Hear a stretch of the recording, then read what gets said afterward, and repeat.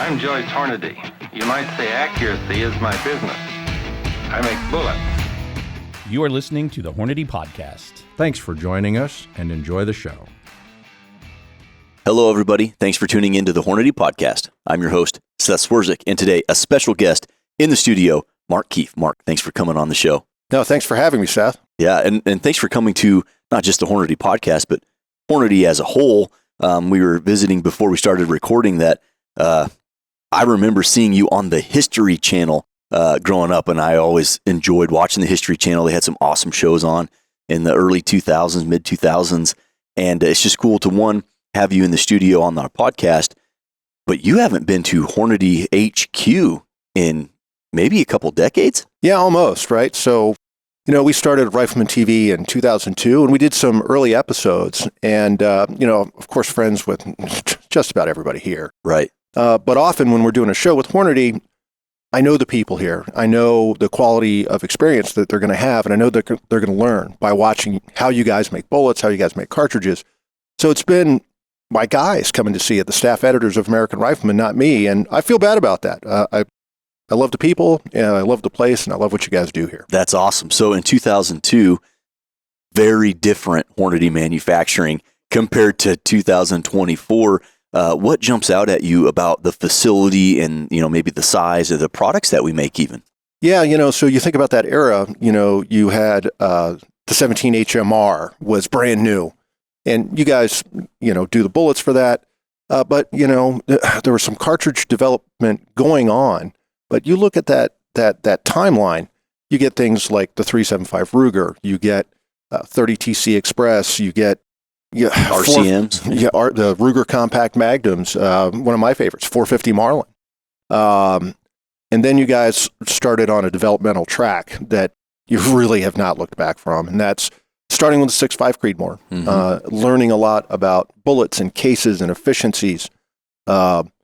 And then, you developed the PRC series, 300, 7mm, 6mm, and now the Advanced Rifle Cartridge series. I mean, these really cutting-edge cartridges. And when you think about when this place started in 1949, it was just bullets. Yeah, and it was in about the size of this room. Exactly. And it's been really an honor to kind of watch the growth of this company and its people and its products. Awesome. Well, thanks for the kind words, Mark. Now, before we get into today's topic, for the listener that might be unfamiliar with your work, it's really spanned several decades, and I don't know a single person who is more of an aficionado on firearms as a whole. I know a lot of folks that are, they know a lot about World War II era firearms or Vietnam era firearms or Civil War or current or whatever, but I don't know anybody whose depth of knowledge spans firearms as a whole, like as a thing. And that's pretty remarkable. So if you would, let's briefly talk about, maybe what got you into firearms, Sure. where that started, and then from your professional career, as I know it, mainly with American Rifleman, but then now you're the editorial director for all of NRA publications and American Rifleman specifically. I mean, they've got millions of subscribers out there. Oh, yeah. And it's just really cool to have you here. But what got you into firearms first? First, let me say, Seth, you're just not hanging out with the right crowd. Of course. I have dear friends, Phil Schreier, director of the National Firearms Museum. We've been friends since 1979. Then Gary James, longtime editor of Guns and Ammo, who's helped us out on TV a lot. There are things those guys know that I do not, but the difference is they're mostly on the history side. Gary James can tell you where a matchlock was made just based on its serpentine, right? Phil Schreier can tell whether that Colt's a fake or not from across the room. But I've had to be involved in the firearms industry. I mean, my first job with NRA was a curatorial assistant in our museum, which was, more janitorial, to be honest. And then I started as a technical editor, an assistant technical editor on American Rifleman, testing guns, doing dope bag reviews, Q&As, research. And then, 95 I became managing editor, and then 2000 I became the editor. And the thing about American Rifleman is you're right. You have at times up to almost 2 million NRA members getting that magazine. They don't all want to read about the same thing. Right. And so we've always had a history component, a new gun component, techniques, You're trying to have a story that's going to appeal to every single NRA member in your feature well. And if you're going to assign stories and evaluate them, you better know something about them. And I got to tell you, you can get pretty smart reading every issue of American Rifleman for 30 years, 5 times. I can imagine every issue. That's remarkable. And so working as the editor for American Rifleman, and then I'm going to say recent years, because it has been somewhat recent, the editorial director for all of NRA publications. Yeah, it's funny. Considered myself a rifleman guy for most of my life. And then John Zent, my dear friend, retired as editorial director. I took over. And now I've got America's First Freedom, our political magazine, Shooting Illustrated, our hip young new shooter magazine, American Hunter, American Rifleman, NRA Women, NRA Family, Shooting Sports USA. And the thing that impressed me most is just the quality of our magazines, the quality of our websites. Because to be honest, if there was a story in Hunter I wanted to read, I'd read it. But I didn't read every word. Now I get to read every word. Right. And, the quality of the NRA editorial staff, second to none. Agreed. Yeah, awesome stuff. And it, kind of a peek behind the curtain of where you started to cultivate this firearms knowledge. I'm guessing a firearm enthusiast your entire life. Yeah. And a history guy. Yeah, for sure. So started off shooting. I remember when my cousin Bob handed me the first Thompson I fired. I think I'd helped with some fences or something. He's like, said to my uncle, he's like, "Hey, Mark, he's scrawny, but I think he's big enough for the Thompson, And so, did some shooting, Boy Scouts, and then once I got into college in particular, I really took a deep dive on guns. And, when I got out of college, I was working 3 jobs just so I could buy more guns. Yeah, that sounds like a story I think a lot of us are familiar with. Yeah. A lot of our listeners for sure. Yeah, absolutely. So let's transition now into the topic. And this topic is something that if the listener wants more information on, you wrote a story about this, and it's available at American Rifleman's website. Yeah, AmericanRifleman.org. So we could probably get a link to that, but it's 10 rifles that shaped America. Not just rifles. Oh, 10 firearms, excuse me. Yeah, and one of them's not even a firearm, so you can call it 10 guns.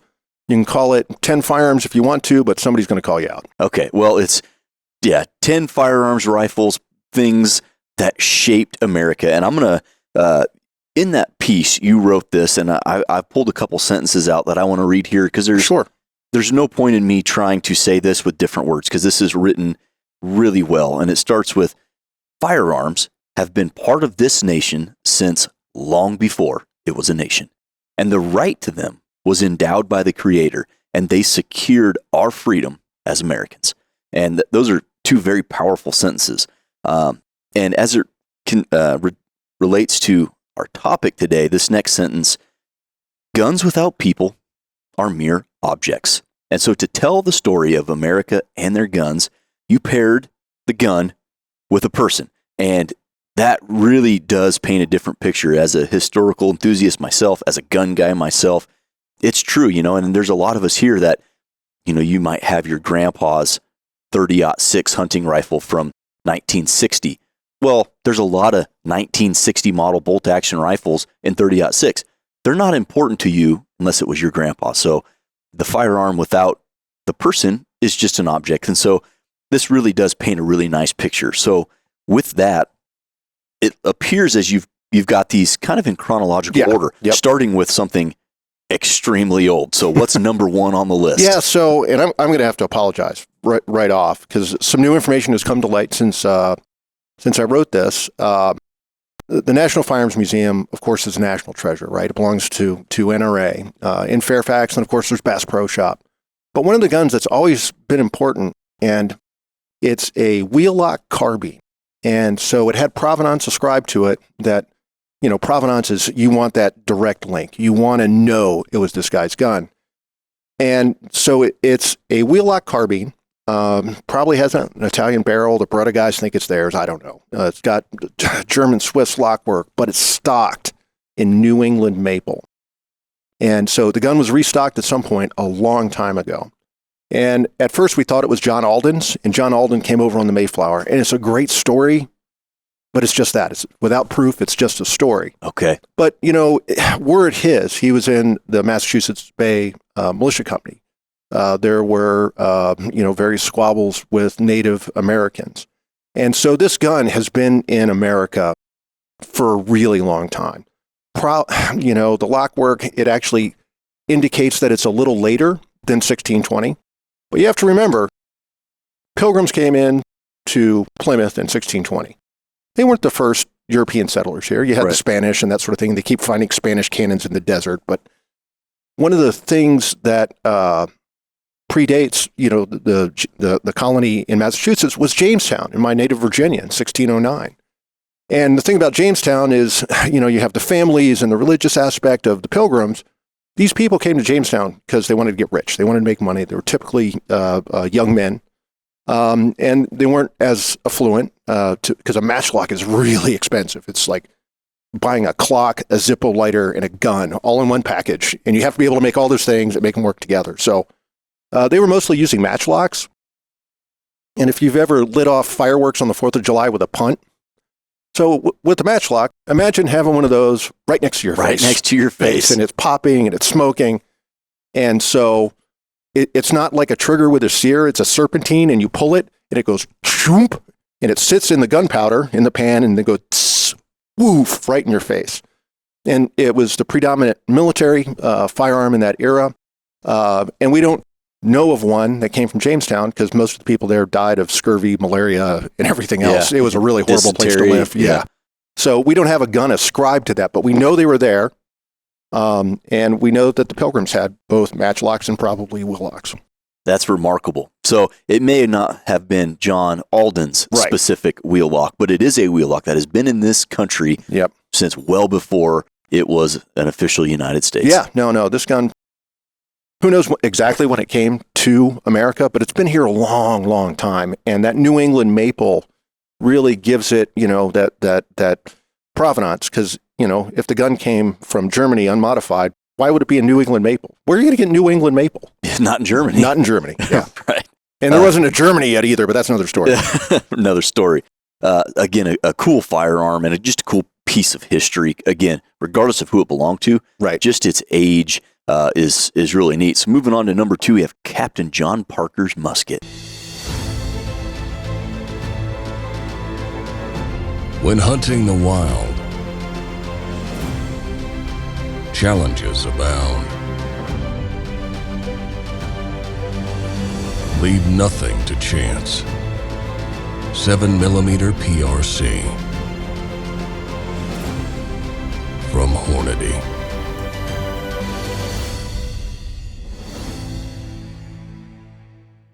Yeah, so this one, no doubt about the provenance, right? Because this gun was donated to Massachusetts State by the grandson of Captain John Parker, the Reverend Parker. And literally it says, this firearm was used by Captain John Parker at the Battle of Lexington, April 19th, 1775. Wow. So John Parker commanded the militia company of 77 men that fired the shot heard around the world on April 19th, 1775. So a little background, right? So here we are in 1775. Boston Massacre, 1770. Towson Act, Stamps Act, Intolerable Acts. 1770, 1775. Nobody's fighting. Nobody's shooting at each other yet. So what happens is General Gage, the administration was getting really concerned about the colonists and their militia companies, and they didn't know where this was going to go. So they sent Lieutenant Colonel Smith and Major Pitcairn, Royal Marine, to Lexington and Concord to seize all stands of arms, cannon, powder, anything. They wanted, and you got the midnight ride of Paul Revere and all that, alerting the colonists that the British were coming. And so a column of about 700 redcoats sets out, and they're met on Lexington Green by these 77 militiamen led by Captain Parker. A lot of the men there that day were actually relatives of his. And then Captain Parker told his men, stand your ground. Don't fire unless fired upon. But if they mean to have a war, let it begin here. Wow. Nobody knows who fired that first shot. But what I will tell you is the redcoats got into trouble because as more militiamen came, these redcoats had to get out of there, and eventually a relief column came, but they were shot at, sniped, and this is just this running gun battle pretty much halfway back to Boston. Wow. And then after that, of course, the siege of Boston, the colonists basically cut off Boston and besieged it. And eventually the British had to leave. So this is, I mean, really the first shot of what I'd like to think is modern American freedom, you know? And nobody wanted a bloody war. But the reason there was a gunfight was because the British were coming for our guns. They did all these terrible things to the people in the colonies, but it didn't turn into a war. Until they came for the guns. Well, that got goosebumps just talking about it. It's remarkable. And to have that piece of history, like you said, with the direct tie. What's even funnier, this is an incredibly important American artifact. So it's got British and Dutch parts. It's 62 caliber. It's got no bayonet. It's not quite a Fowler, but it's not, you know, that's one of the problems. A lot of the colonists didn't have bayonets. But with the craziness in Massachusetts, hanging up there, you can't get to it without a ladder. Oh, it's hanging up above in the building. Yep. In the State House. They put a trigger lock on it. An unloaded musket, arguably one of the most important guns in all of America. Unloaded, but no, trigger lock. Got to have it. Welcome to Massachusetts. Wow. Well, I hope somebody had enough wherewithal to. Yeah, I don't think it's up there for a while, but I've seen a photo of it. And I'm like, are you kidding me? It's and it's not even a nice trigger lock, right? The world we live in. Well, an amazing piece and such a important piece of our history as a whole. And that's a very unique point, Mark, that with all the taxes and all the stuff that was put on them, they got by. But when they said, we're coming for your guns, they postured up, and you had 77 of the bravest men on the planet that said, come and take them. Yep, and they were joined by hundreds of others till the British realized, this is not going well. I like it. Right, moving on to number 3, you have Timothy Murphy's long rifle. Yeah, so a long rifle, you know, people call them Kentuckys or Pennsylvanias, but really call them a long rifle because they came from Virginia and they came from all over. But essentially it's a flintlock rifle. You know, started with Jaeger rifles coming over from Central Europe, but they were shorter, thick, heavy barrels, and this unique American art form. It's really a piece of Americana. Very long barrels, typically smaller calibers, 45 or so. Great sight radius. And, you know, they're engraved with patch boxes and that sort of thing. So when the unpleasantry started with the British in 1775, Daniel Morgan, a veteran of the French and Indian War, led a company of riflemen up to the siege of Boston. And they proceeded to, you know, shoot British guys with rifles. You know, the standard firearm is a smoothbore musket for military use at this time. It's flintlock, right? And the bullet has to be undersized, go down the barrel. Beyond about 60 yards, you know, you're just going to be unlucky, right? I fired them out to about 100 and, you know, maybe. Yeah, right? Varying mixes of success. Yeah. So, but with the rifle, of course, the barrel's rifled. And, you know, you take and put a patch, typically leather or cloth. And when you drive that thing down, you are engraving the rifling onto the patch and the projectile. And I fired period long rifles, you know, out to 400 yards. Not a big deal. Wow. You know? Well, you got to do the drop, right? Which is like a stone. Yeah, and having a good trigger helps. And then you have, with flintlock, you got to have some follow through. Yeah, all follow through. So there's the siege of Boston, and eventually General Burgoyne takes his British army up to divide the colonies. They wanted those rebels in New England separated from New Yorkers and Marylanders and everybody else. And a big battle breaks out at Saratoga in October 1777. And so it's a series of battles, Bremen's Redoubt, but there's a British officer, Simon Fraser, Brigadier General Simon Fraser. And at one point in the battle, it's really, I mean, no one knows which way this is going to go. And so Daniel Morgan is directed, I think by Nathaniel Greene, I'd have to look that up. Says, there stands a brave man, but he has to die. And so Dan Morgan, my favorite founding father, buried in Winchester, Virginia, calls over Timothy Murphy, his best shot. And Murphy starts taking shots at Simon Fraser. And it's not entirely clear. He did have an over-under rifle, 2 rifle barrels, 2 flints. But it took him 3 shots at about 300 yards. Wow. And mortally wounds Simon Fraser. From 300 yards? Yeah. Wow. And The British are forced back, and Burgoyne is forced to surrender. And immediately after that, the entire war changed, because that's when the French came in on the side of the American colonists. Because they didn't like the Brits either. No, they did not. And it was a very different war. And that French involvement, the funding, the men, guns, really made the difference. It allowed the colonists to just stick it out until, of course, the final British surrender at Yorktown. Yeah, that is there's so much romanticism about the military sniper, especially, starting in Vietnam to present day. Mm-hmm. You've got Timothy Murphy out there at 300 yards, which had to be an unthinkable distance. No, not for those guys. Really? Right? I mean, those backwoodsmen, typically the woods were pretty thick, but they were competent marksmen. They were competent marksmen, and with an accurate rifle. Again, I've done it, and I imagine Timothy Murphy's better at it, then than I am now. But it's possible. Anything that you practice and you're comfortable with, and it did take him 3 shots. Yeah, which is still. There's hunters today that shouldn't be shooting deer at 300 yards. Maybe. But that one guy and his rifle changed the world. It changed the world, and that's remarkable. This next one that we're moving on to, number 4 here. This is I didn't know this was a thing until maybe 5, 6, 7 years ago, something like that. This is so cool, and I'm talking about the Meriwether-Lewis air rifle. Yeah, that is. For anybody who doesn't know, do some research on this, and then Mark, fill us in. Look on YouTube for my friend Phil Schreier. We've done a TV show or 2 about it, and I've shot a replica of it. But really, it's an Austrian design that was used in the wars against Napoleon. And so this gun, it took them a long time, Bomford letters, all this stuff, to figure out what kind of repeating air gun it was. They thought it was a British design, but history has pretty much come down on the side of this being a Giardoni. And so it's got this... sounds Italian. It does sound Italian. Not Austrian. I know, right? Yeah. And it's used to kill Frenchmen. What looks like the buttstock is, it really looks like an eggplant, is actually an air reservoir, and you pump it up like 500 times with this like iron bicycle tire pump, right? Okay. And then you can store these containers, and then you screw that on there.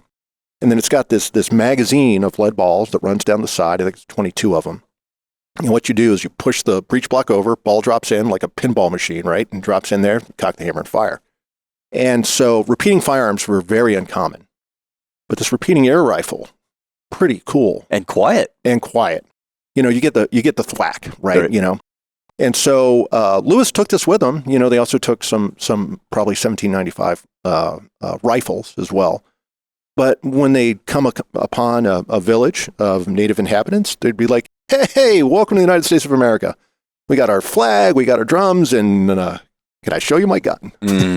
And so he would essentially put on a firepower demonstration, and he bluffed his way all the way across the continent. Because nobody would, mess with a man with that type of power. Yeah, no, I mean, maybe they saw a single shot before. Maybe they hadn't, some of these folks hadn't even seen a gun before. Right. And, when he's just sitting there going, pink, pink, pink, it had to be terrifying. And they didn't, the people they're running into had no idea how many of these they had. They didn't know there was only one, right? Could have had a boat full of them. That's exactly right. And Lewis and Clark, voyage of discovery, going to all the way out west. From coast to coast. From coast to coast, and bluffing their way across the nation, what would become the nation, with a big old BB gun. Wow. That's remarkable. Do you think that was above the speed of sound? Do you think those bullets were supersonic? Yeah, no, I've shot it, and I think they're close. Okay. Wow. So the National Museum of the U.S. Army thinks they have the one, right? Our museum has another one, and then a guy named Rick Keller in Chambersburg, Pennsylvania, was making these things. And I shot it in his basement, and we're driving through like 2 pine boards with this thing. Really? Yeah. So you could, for probably some small game, this was a legitimate, you could hunt with it too. Yeah, no, you could defend yourself. You could, kill Frenchmen, take down, a deer with the right hit. Probably. Wow. Just depends on what your penetration is going to be. And like you said, he charmed his way or bluffed his way or smoke and mirrored his way across the country, running into native tribes that didn't know if he had the power of the creator that gave him this gun, or if he had a boat full of them. And that probably disarmed or certainly de-escalated a lot of potential Absolutely. problems. Yeah, no, a lot of it is attitude. They weren't going in aggressively. They were trying to be friendly and Sure. but Just in case. just in case. That's cool. And again, every single one of these has been very influential. But I mean, for any of the listener out there who hasn't heard of Timothy Murphy or anything like that, everyone's heard of Lewis and Clark. Yeah, and that's pretty cool. So moving on to number 5, Samuel Walker's Walkers. Yeah. So This is not a rifle, handgun. this is a handgun. We got the air gun. So we're really messing this up. No, Yeah. I'm just kidding. So Samuel Colt, right? He comes up with the idea from a capstan wheel on a revolver. You had other repeating firearms, in particular pepper box guns, which are a series of barrels and kind of unwieldy, still muzzle loading. Mhm. And so Colt comes up in 1836 with his first Patterson revolver. And so instead of having all the barrels rotate, you just have a cylinder that rotates. And these are cap and ball. You pour powder into each of the chambers, and then you seat a lead ball, and then you put a cap on the back. Mhm. And so it's the better mousetrap. The problem is Samuel Colt was a terrible businessman. And Good inventor, bad at this businessman. point, he's a terrible businessman. And so he, does the Pattersons, and there's a Texas Ranger named Samuel Walker that uses Texas Pattersons against the Comanche, who are used to single shots. And so next thing you know, you fire your shot, and that's when your opponent would attack. So now I got look, 5 more. Yeah, I got at least 4 more. And so the Texas Rangers loved him. So Sam Colt's company was taken over by his uncle, and Samuel Walker, just in time for the Mexican-American War, becomes the commander of the U.S. Mounted Dragoons.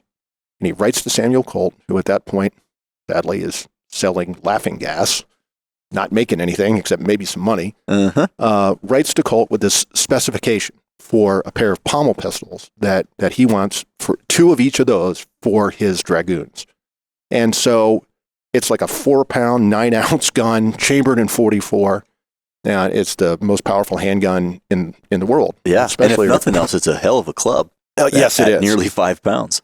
So, but Colt doesn't have any manufacturing facilities. So he goes to Eli Whitney, the younger, and says, hey, I have this contract from the U.S. government. I was never able to really get one of these before, but I got one now.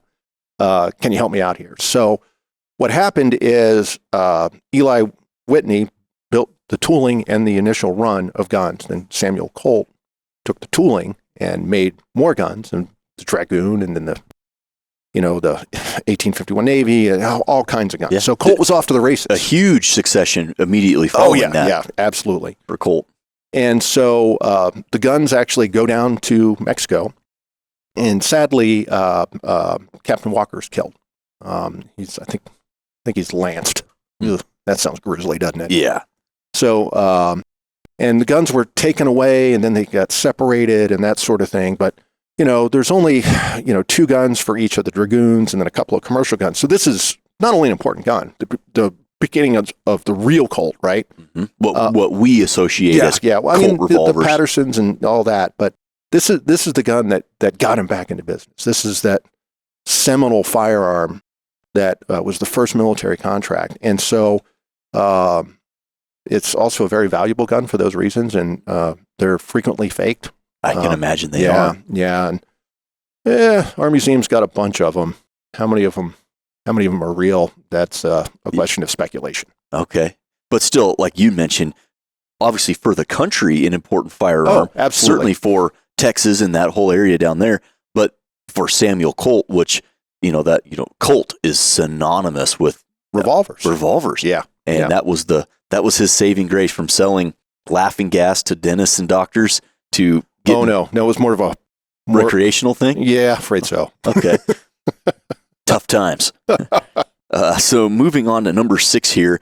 This one particularly cool. Abraham Lincoln's Henry rifle. Yeah, so the chief of ordnance at the start of the American Civil War was really committed to rifle muskets. And there were more advanced technology. You had Sharps rifles, breech loaders, very accurate. But they weren't interested in that for the main army. So you end up with, like 17 different cavalry carbines used by Union forces during the Civil War. But two really important guns saw very limited use, meaning the Henry, and then pretty common use, the Spencer. And Abraham, people kept trying to go around the Ordnance Department. It's like, you know what, if we could just get to the White House and show this to Abraham Lincoln, he likes technical stuff, right? Mm-hmm. And so his Spencer and his Henry are in the collection of the Smithsonian. And I think it was in 1863, Spencer came to the White House with this gun, and Lincoln's like, wow, that's cool. Let's go shoot it in the yard. Great idea. Yeah. And he took Stoddard, the Secretary of State, I guess, with him. I think he was State in 63. And, it's said that Lincoln really enjoyed shooting the guns. And so the guns, the Spencer would go on to be used throughout the Civil War.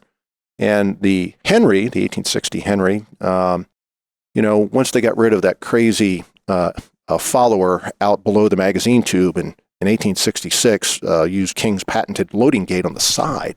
It became the 1866 Winchester. So it's inside mechanically it's the same gun. It's just an improved feeding system. But the fact that you got the President of the United States shooting guns in the backyard, I just think that's cool. Yeah, or that you could show up to the White House with look at this gun. Yeah, not recommended. Not recommended, no. Not but recommended. Back then, yeah, an influential figure and obviously a very kinetic time going on in America at that time. And yeah, the Henry rifle and like you said, the Winchester that spurred from that, completely changed the shape of the West, really. The Hornady Auto Charge Pro, providing precise, customizable powder dispensing in an easy-to-use, space-saving unit. The new modernized load cell is precise to within 0.1 grain. The Auto Charge Pro offers customizable trickle speeds for various powder types, as well as custom trickle time settings. With a smaller footprint than competing brands, the Auto Charge Pro still offers a large powder capacity hopper. The Auto Charge Pro from Hornady. Yeah, no, and the Spencer, it used self-contained metallic cartridges, 5650. The 44 Henry was initially a rimfire cartridge, but it's metallic cartridges. You guys do that now. Yeah. Yeah, no. So it's, bullet, case, primer, powder, all in one thing. You're not muzzle loading. You're not, messing around with the caps. It's all there in one place. Turns out it was the better mousetrap. And rifle barrels becoming now the standard in that era. So not only you get the metallic cartridge and it's everything self-contained, but the accuracy of the average rifle is just immensely improved. Absolutely. All right. Shifting gears now. Number 7. John Parker's Gatlings. Yeah. So, have you shot a Gatling gun? I have not. That's just put it on my list of things to do. Yeah, you weren't raised right, Seth. Yeah. Not many Gatling guns in central Nebraska. No, well, there's one in your boss's office. I'll leave that where it is. So, Richard Jordan Gatling developed a seed planter where he developed this cam system. And eventually, he was hoping to make a gun that would end wars. And that's, good luck with that. Yeah. And so, but he developed what we call the Gatling gun today. And initially it was with cartridges you kind of had to make, but eventually went to 50-70 a rimfire, then 45-70, and then even into smaller calibers. And so the thing about the Gatling, it's not a machine gun. It's mechanically operated. You crank that thing and, the barrels rotate and then a cartridge drops down, then a striker is pulled by cam, and then it's eventually released at the end of that cam cycle. And you can, as long as you're feeding it ammo and cranking it, it'll just keep going because this is black powder. And machine guns have enemies. They're called heat and fouling, right? Yeah. And so with the separated barrels, depending, 8, 10 barrels, depending, the heat can dissipate. But also all the parts are robust and big and, cam surfaces that have some gaps that allow you to have fouling drop through. Yeah. And can take the heat a little bit. That's exactly absorb right. a lot of the heat.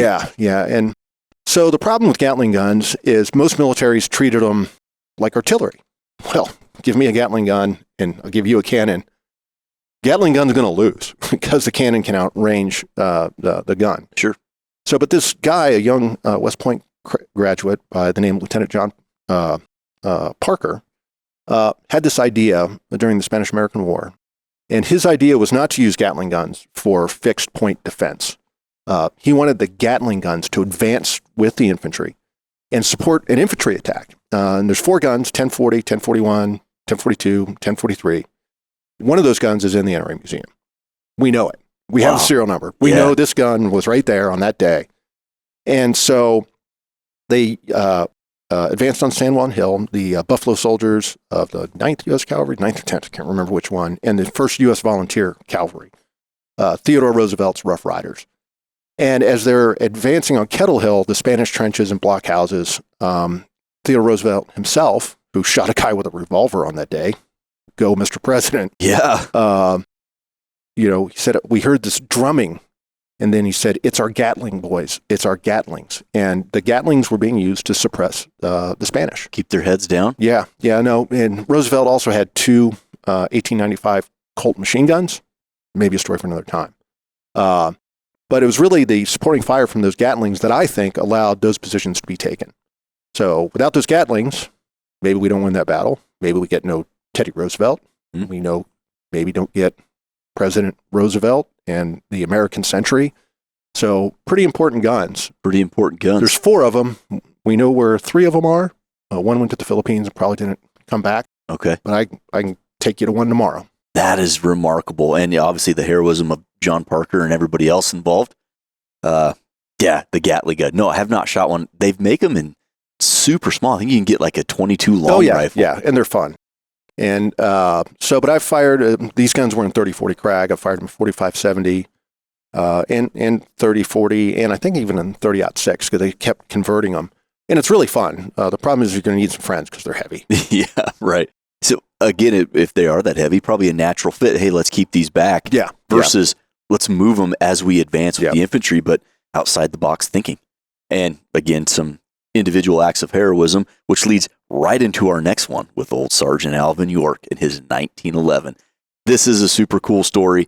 And when I think if someone just says, Seth, name a pistol, it's going to be 1911. Yeah. Because it is just the iconic pistol in my eyes. So Alvin York in his 1911. Yeah. So, Alvin York, the Gary Cooper movie, I think from 41, did a really good job of telling his story.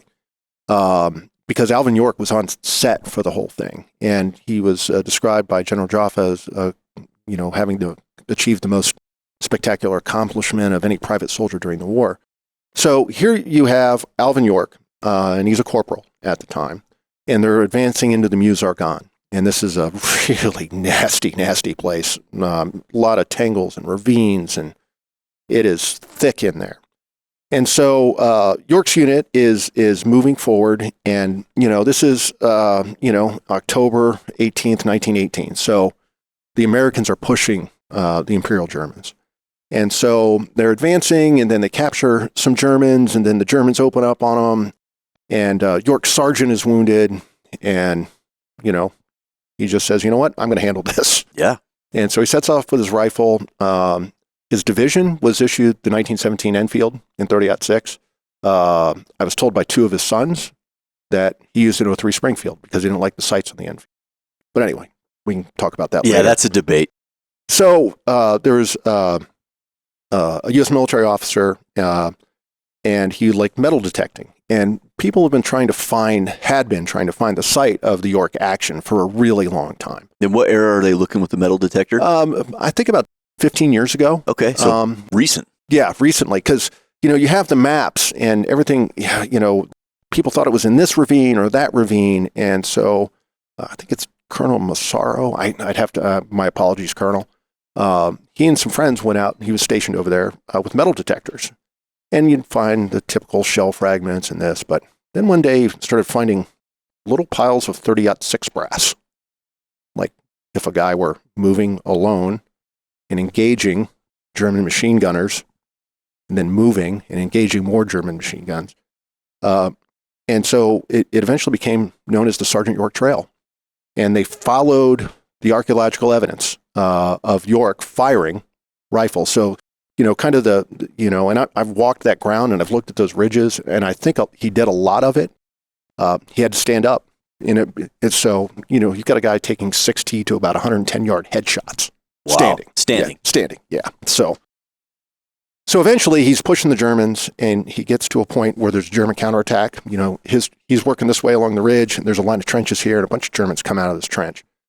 And so he draws his U.S. model of 1911 .45 caliber pistol and starts, in his words, ticking them off back to front, shooting the last guy first.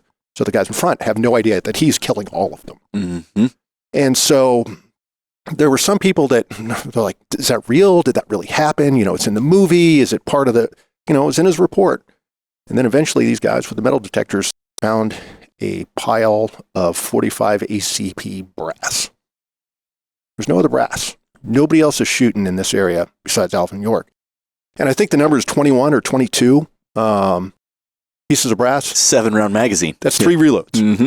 Yeah. And then eventually, he got his rifle reloaded and he gets up to the top of the trench and German officer says, "Are you British?" And he says, "No, American." And the German officer basically says, "Look, if you just stop killing us, we'll surrender." And he takes pretty much 140 prisoners by himself. Wow. Kind of breaks up that section of line and really just marksmanship, guts, courage. Yeah. Beyond. Yeah. In the face of nearly definitive death to stand up and do that. Yep. Just remarkable. And to have that captured. I want to know who taught him how to reload like that, right? So yeah, that was before the 3-gun world. Yeah, that's exactly right. That's just great stuff. And again, just get goosebumps talking about a lot of this. Moving in here to another super iconic rifle, Dan G. Turner's, the M1 Garand. Yeah, Day Turner, right? So you got to think about where the American Army is in January of 1945. So the siege of Bastogne has been lifted, but the Germans are still, they're doing the German thing. Yeah, so they advanced into Belgium, and so he was in the 394th Infantry as sergeant. I think he had been a draftee, right? But he and his men are posted at this little farm complex, a barn, basically. And so Day Turner and his men are there, and they're in the barn, and then the Germans come. And so they use accurate rifle fire to kind of drive them off, but pretty much they start taking casualties. Germans back off, and Day Turner's like, "Okay, we've got foxholes in the yard. Let's go dig in," right? And so then they mortar the barn, and then Day Turner goes back into the barn, and you can go there to this barn today, and you could see which windows he was firing his U.S. rifle caliber 30 M1 out of. And he basically beat back this German attack by himself. Everybody else is wounded. And sadly, Day Turner is killed 1 month today after this action. But he received the Medal of Honor. Deservedly so. Yeah, and you can go visit him at the Luxembourg American Military Cemetery. He's still there. That's, just again, another goosebump type story, and just another story in the infinite pool of stories of the M1 Garand. Yeah. And that rifle in and of itself, I mean, present day, the amount of collectors that are, I mean, obviously the CMP program helped a lot, but sure. The amount of collectors that have these and love the history, and just to hold one in your hand from, that period is just, you have no idea what that rifle did or where it was, but yeah, no, it was really a remarkable accomplishment. No other military in the world. So it's adopted in January of 1936, and but it's like one of the biggest military secrets ever, right? Because nobody else has the same automatic service rifle that works. Mm-hmm. And so it's adopted, but really the rifle that we know and respect, and that basically solved the problem of infringing on human freedom 8 rounds at a time, was pretty much set by about 1941. Yeah, just such a cool rifle. So moving on to number 10, and we do have some honorable mentions I want to talk about, but number 10, you have, and I have not heard this story, but the watermelon and coconut rifle. Yeah. So jump forward 20 years. Yeah, from World War II. That's the problem. Try to just pick 10, right? Yep. So this gun was made in 1959 by Fairchild, because you think about the Armalite rifle, what we think of as the AR today. Designed by Gene Stoner did the AR-10 and Sullivan, but eventually through a series of events, it gets down to the .223 caliber. And this is a selective fire rifle. The semi-auto only would come a little later. But this gun was built in 1959 by Colt. And so, it was, the serial number 106 was used everywhere. It was the salesman's sample of the AR-15, a selective fire rifle. There's a picture of it in John F. Kennedy's office. And you have to think that these sales guys were on the road. They were putting out brochures and pamphlets, and they're trying to get sales. Mm-hmm. And it went to Southeast Asia and South America, and eventually, serial number 106 became known as the banana and coconuts rifle, because when you're shooting an unstable light bullet out of a 5.56 with a pretty fast twist, it's tumbling and it's going to blow up your coconut for you. Yeah. And so it became the banana and coconut rifle. And eventually there's a party on a farm, a picnic, and they invited General Curtis LeMay of the United States Air Force, of course, bomber guy from World War II, pretty crusty dude, right? And so they invited LeMay to shoot this thing at 50, 75, and 100 yards. And they put out a watermelon, and he hits it, and the bullet's unstable. It just watermelon everywhere. And they invited him, who was chief of staff of the U.S. Air Force, to shoot the other watermelon. And he said, "No, let's eat this son of a beep." And they did. But it resulted in the U.S. Air Force being the first part of the U.S. military to adopt the Colt AR-15 M16 platform. And here we are in 2024. Still. Now, the gun has evolved, obviously. But this is the one that set it all in motion. Longest serving U.S. military service rifle. When you think about the Garand, right, it goes from 36 to, when the M14 comes in, in the late 50s. But the M16, it goes from 62 all the way to the present day. Yeah. Remarkable. And an incredibly well-designed system. And when you've got things, it can run really dirty. I've seen them do that. But yeah, when you got a certain number of things right, you have compatibility where you can just put different parts together. They function well. They shoot well. I've shot distances with those that, seems pretty far away for a little pipsqueak 223 cartridge. Well, when I got to tell you, you want to open your eyes about the platform? Shoot the ARC. Yeah, there you go. I just, I'm like, you got those groups? What? Okay, all right. Yeah, but a great rifle system as a whole that has spanned now many, many, many decades in many military engagements. And then when you open it up to, the commercial side of things, after, in the last 20 years, 25 years, the civilian market with the builds, they're simple. You got parts availability. You can do any caliber you want for the most part, any cartridge you want. There's been whole companies founded just on furniture, just on stocks and stuff that go on them. Yeah, no, and I've used this platform since I don't even know, 80s, right? Shooting service rifle and then just for fun. And I've seen the transition, from fixed carry handles to flat tops to triangular handguards to glacier guards to, Magpul furniture to, collapsible buttstocks. I mean, and then, but the genius of the system is with a couple of tools, you can change everything out yourself. And to be honest, a couple of YouTube videos, right? So, that same semi-automatic action, it just keeps on going. It just works. Yeah. Definitely a rifle or a firearm that helped shape America. And, that gets us from, we're talking into the 1600s, clear to present day. A lot of these rifles had, their military background, and that really did help shape America. But there's an honorable mention on here. You had the Hall. Yeah. So I'm familiar, so fill me in. John Hall had a great idea. So, you have this problem, right, where you have a rifle that's really slow to load. You have a smooth muzzle loader, and a smooth bore that's slow to load. He came up with a breech loader. And so it's got this little block that pops up, and you put your powder and ball in there and close it, and you put first a flint, and then cap and ball. And he sold it to the U.S. government. But he didn't just sell that. He sold the idea of interchangeable parts. and he set up the Hall Rifle Works at Harpers Ferry, Virginia.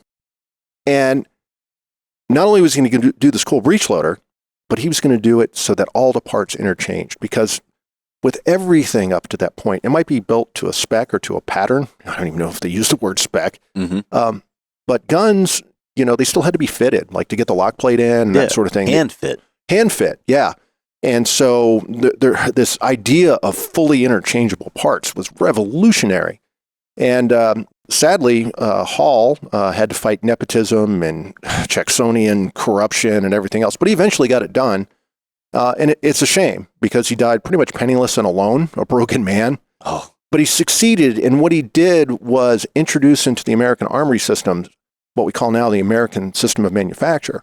So a gun made in Springfield, Massachusetts at the Army there, and a gun made in Harpers Ferry, Virginia, the parts would interchange. There wouldn't be that fitting.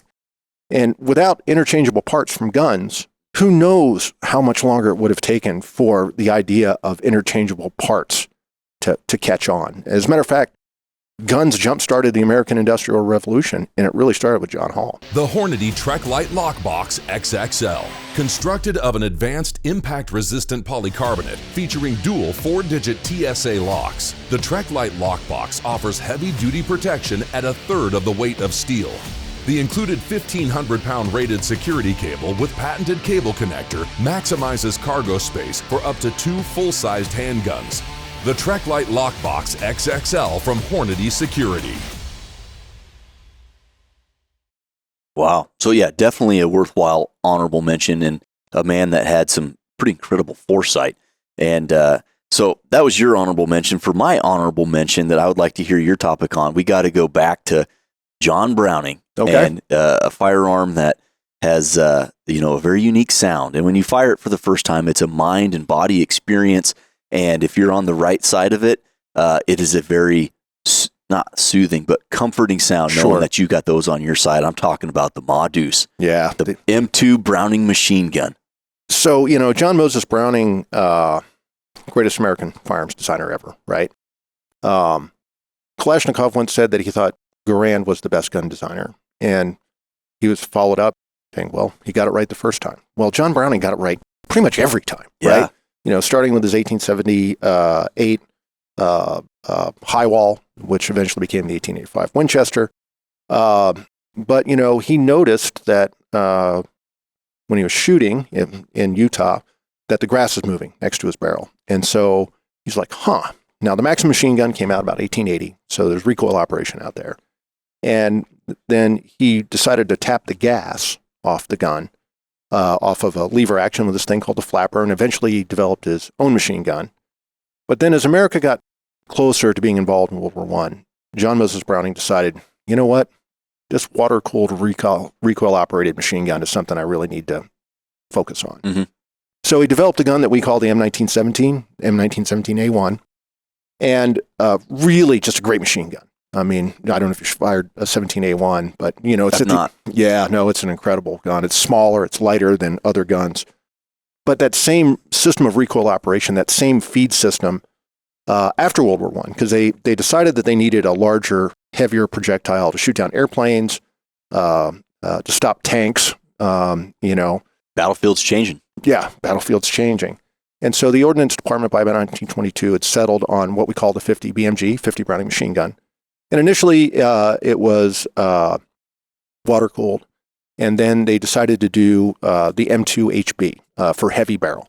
So it would be an air-cooled barrel, and it's recoil-operated, but this gun could be used in different roles. The Navy, especially like Pearl Harbor, early World War II, they're using M2s that are water-cooled and that are just massive, right?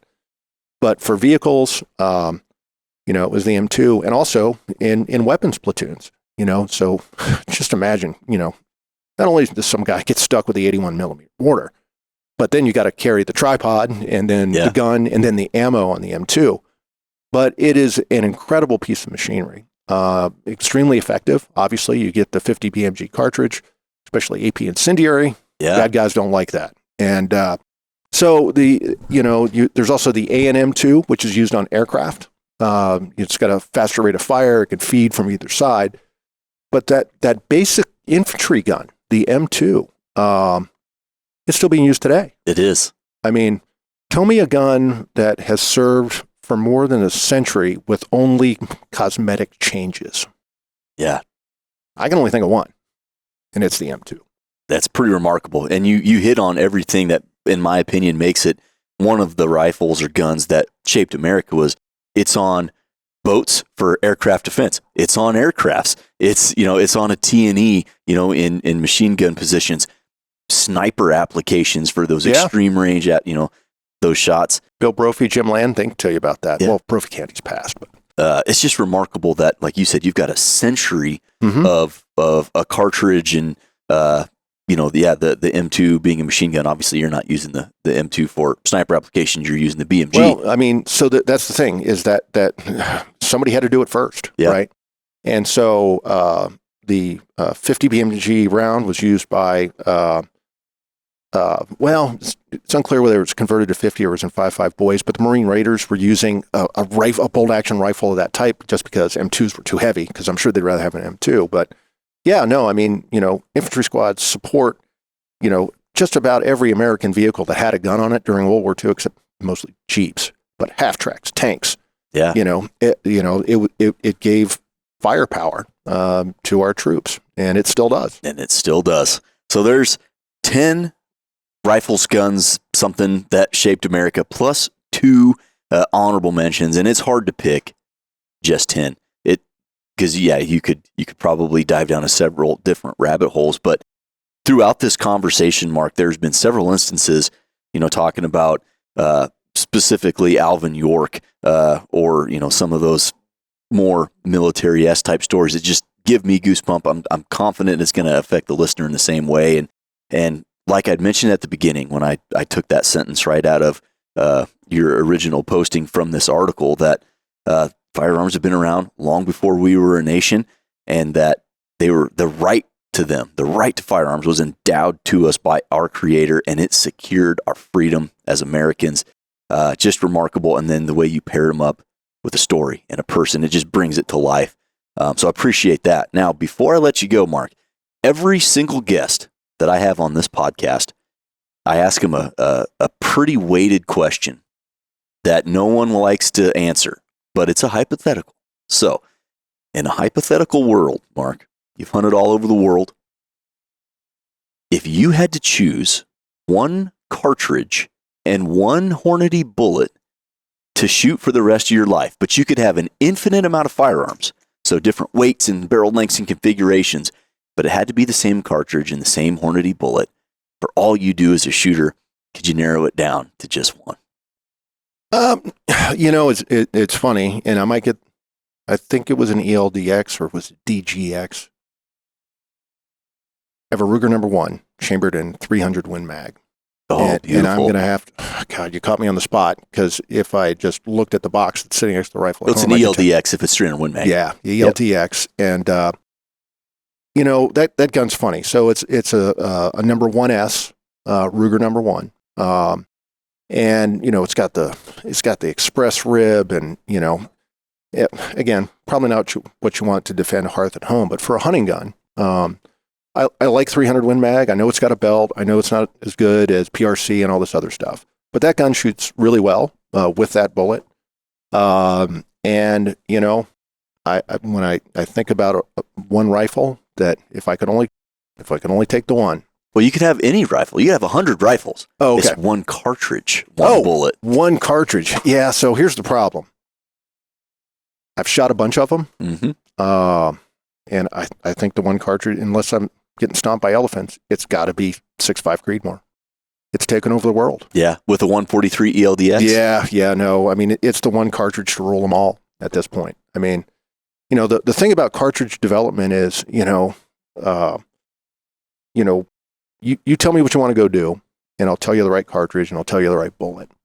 And, except for dangerous game, I would trust that cartridge for accuracy, but also the performance in game of that bullet is phenomenal. You're getting penetration, you're getting expansion, and it's going right where it needs to go. Yeah, so, the accuracy designed into the cartridge, into the chamber. Yeah.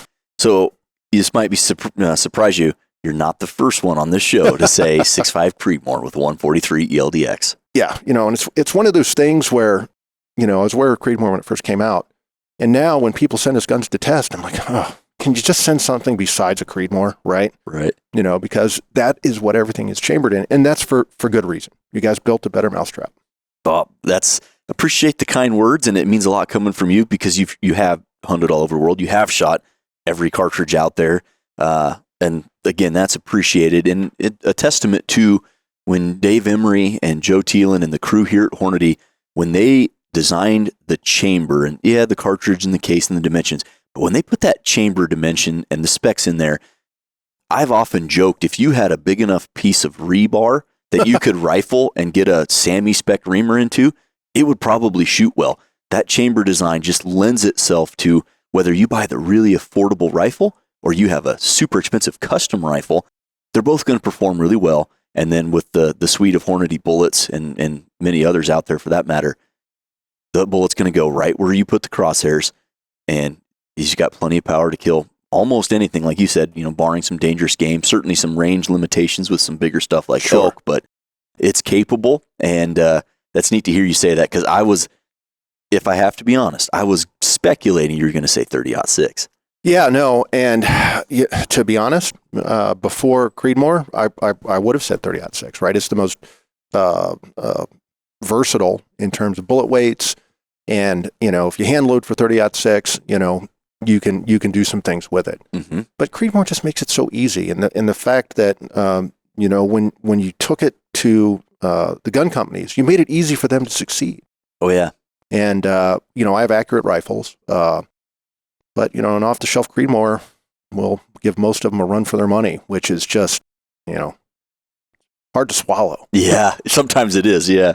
Awesome, Mark. Well, before we sign off here, people need to get involved and they need to get more information about the NRA publications. Where should they go for that? Yeah, so NRA.org is always a safe bet. And then for American Rifleman, it's AmericanRifleman.org. And then just follow the rest of the naming convention. ShootingIllustrated.com, AmericanHunter.org, America's First Freedom. And to be honest, I'll use this as an opportunity. It's an election year.